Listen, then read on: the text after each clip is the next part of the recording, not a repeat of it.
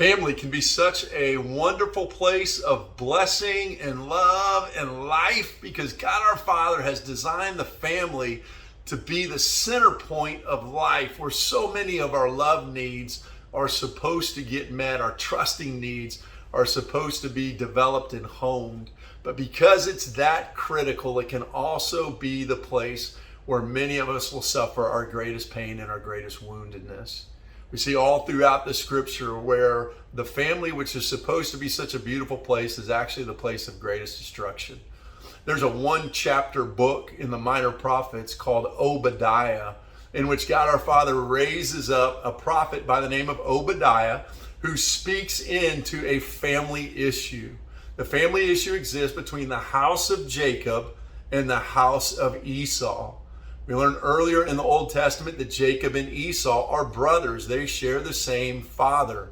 But there becomes tension between the two of them, and there's separation between the family lines so that the house of Esau does not like the house of Jacob. The house of Jacob does not like the house of Esau. Well, in their histories, the house of Jacob comes under attack, and Esau, his brother, does nothing to come to his defense. Have you ever experienced that in your own family story?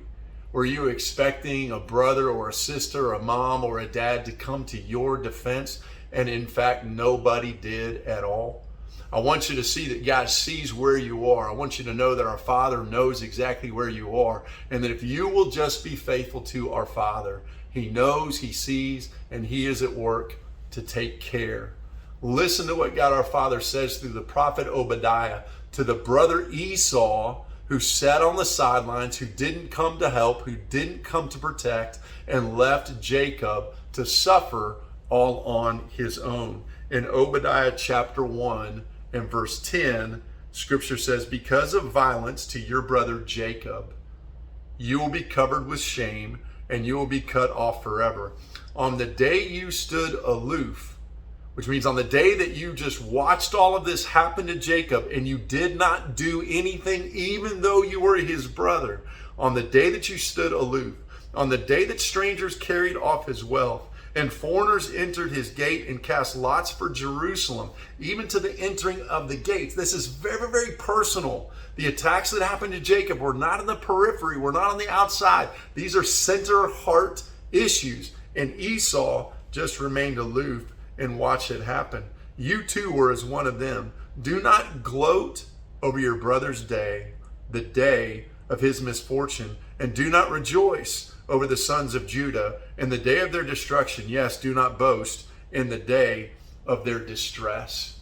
God raised up the prophet Obadiah to speak into a nasty family issue between two brothers where one was being attacked and wounded and the other one stood off and didn't do anything about it.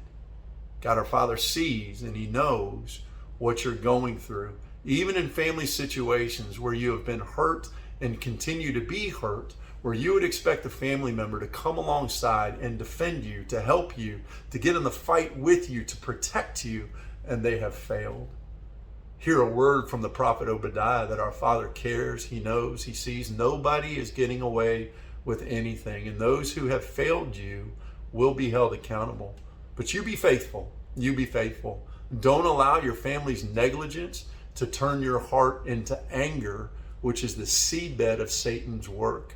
Be faithful to what God our Father is doing in your life, and let Him take care of the rest.